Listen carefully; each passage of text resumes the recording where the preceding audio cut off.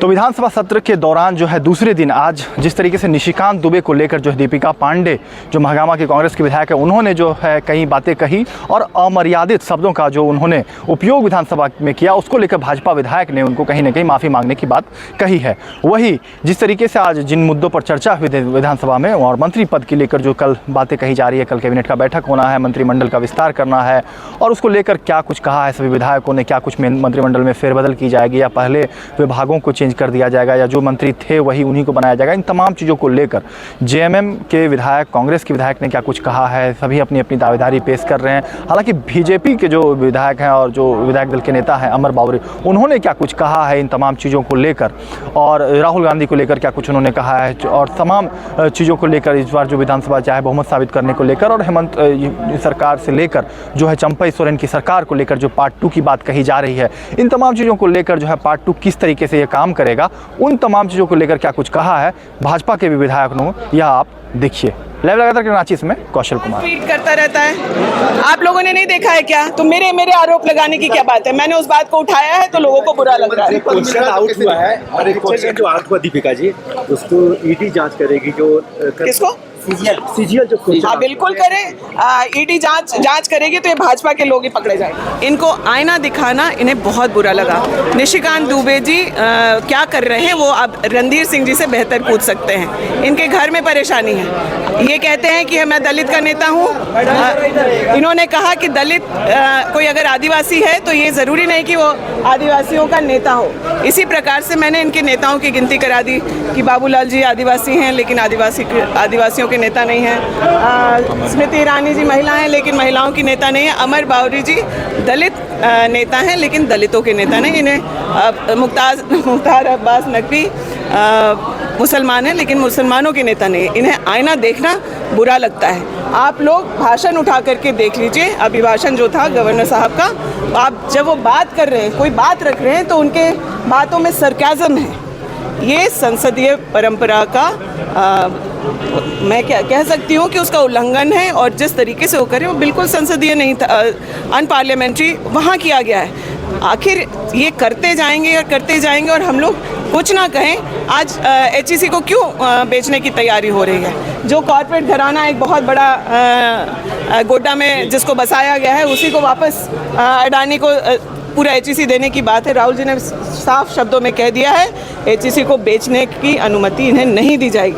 राहुल जी के जब आवाज़ उठाने पर जो अन्य पीएसयूज हैं उनको बेचने के काम पर इन लोगों ने रोक लगाई है, नहीं तो ये पूरे देश को बेच देंगे। राहुल गांधी का कोयला वाला भी मामला उठा रहा है, लाइमलाइट में आना चाहती है, इस वजह से कौन? दीपिका पांडे जी ने आज जिस असंसदीय भाषा का प्रयोग सदन के अंदर कहा, खास करके महिलाओं के लिए, जिसमें हम लोग सारे सत्ता पक्ष के विपक्ष के विधायक ने स्पीकर साहब से कहा कि कम से कम वैसे शब्दों को निकाला जाए। दुर्भाग्य है एक महिला हो के ऐसी बात करना। रही बात निशिकांत दुबे की, तो वो गोड्डा के सांसद हैं, उन्होंने गोड्डा का विकास किया है, आज विकास पुरुष के नाम से जाने जाते हैं, इसलिए उनके विकास को लेके इन लोगों में जलन है। प्रतिद्वंदी हो, प्रतिस्पर्धा हो, लेकिन हम विकास का आईना गढ़ सके तब तो। निशिकांत दुबे एक सक्षम व्यक्ति हैं, एक कारगर राजनीति के कुशल शिल्पी हैं। मैं इतना ही कहूँगा। विधायक होने के नाते क्या जवाब देना चाहेंगे दीपिका पांडे जी को मर्यादित भाषा का प्रयोग करना चाहिए, अपनी बात रखनी चाहिए। और कांग्रेस ने जिस प्रकार आदिवासियों का शोषण किया है, शिबू सोरेन से लेकर हेमंत सोरेन को जेल भिजवाने का काम किया है, चाहे मधु कोड़ा हो, चाहे शिबू सोरेन हो, चाहे आज के डेट में हेमंत सोरेन हो, ये कांग्रेस को झांकने की बात है। डूब करके मर जाना चाहिए था। ऐसे कांग्रेस की नीति ही ऐसी है। हर जगह आप देखें कि बूथ के कार्यकर्ताओं के बारे में उनके राष्ट्रीय अध्यक्ष जी ने क्या कहा कि कुत्ता जब चुनने जाते हैं, खरीदने जाते हैं, कान पकड़ते हैं तो कूं कूं करता है, उस कुत्ता को नहीं खरीदते, भौंकने वाले को खरीदते हैं। तो मैंने बूथ के कार्यकर्ता वैसे कुत्ते जो भौंकते हैं उस तरह से चुनिए। आप समझ सकते हैं कि वो एक कार्यकर्ता को कुत्ते से तुलना करते हैं। तो इनके रग रग में, कांग्रेस के रग रग में ऐसे अमानवीय व्यवहार और इस तरह की मानसिकता, गिरी हुई मानसिकता है। परंतु हमें ये नहीं लगा था कि एक महिला विधायक दीपिका सिंह पांडे क्या सोच रही है कि ऐसे कह के हम हाईलाइट होंगे। अरे हाईलाइट होने के लिए बहुत सारे रास्ते हैं, आप अच्छा काम करके भी हाईलाइट हो सकती हैं। कभी जाती है नाली का पानी को मग से ऊपर माथा से उझलने के लिए, अरे रोड तो ऐसा ही बन जाएगा, आप जा करके अच्छे से रखेंगी, आपकी सरकार है। इस प्रकार की नौटंकी क्यों करती हैं? आज सदन को आपने शर्म से झुका दिया है और हम विशेषकर शर्मिंदगी महसूस कर रहे हैं क्योंकि वो एक महिला विधायक है। श्री राम आपके जैसे लोगों का कल्याण करने आए हैं और उन्हीं का देन है कि आज आप जो हैं मुख्यमंत्री के कुर्सी पर विराजमान हुए हैं। और जिस दिन 22 तारीख को प्रभु श्री राम आए, पूरा देश और दुनिया राममय हो गया और उसी दिन सारे सनातनियों ने यह निर्णय किया कि अब दूसरा कोई बाबर इस दुनिया में पैदा नहीं होगा, कोई बाबर पैदा नहीं होगा, बाबर को अब पैदा होने नहीं दिया जाएगा। सनातनियों ने यह निर्णय ले लिया। बाकी उनको सिलसिलेवार ढंग से मैंने बताने का काम किया। जो विक्टिम कार्ड कल हेमंत सोरेन जी खेल रहे थे तो उनको सिलसिलेवार से मैंने बताने का काम किया। और ये जो 20 साल का मैथ पढ़ते हैं ये लोग, मैथ भी मैंने मुख्यमंत्री जी का करेक्ट कराया, पूर्व मुख्यमंत्री जी का करेक्ट। पक्ष के रूप में उन लोग पास बोलने का कुछ था नहीं जी। और जो कुछ बातें प्रतिवेदन में था, अभिभाषण में था, वो कोई झूठी नहीं थी, सारी बातें सच्चाई की थी। जिस प्रकार से सरकार आपके द्वारा कार्यक्रम में हम लोगों ने लॉन्च किया क्रमवार, चाहे वो सर्वजन पेंशन हो, अबू आवास हो, या फिर छात्राओं के कल्याण की बात हो, किसानों के कल्याण की बात हो, वो सारी योजनाएं धरातल पर उतर चुकी हैं और वो दिखाई पड़ रहा है। और आज तक किसी सरकार ने ये कोशिश नहीं की कि हम जनता के दरबार तक जाएं। और हेमंत सरकार ने कम से कम जनता के बीच जाकर, हर पंचायत मुख्यालय में जाकर लोगों की समस्या को सुना और उसके समाधान को निकालने की प्रयास किया। आज स्थिति ये है कि हम लोगों को आज पेंशन के लिए कोई क्यों नहीं लगा है।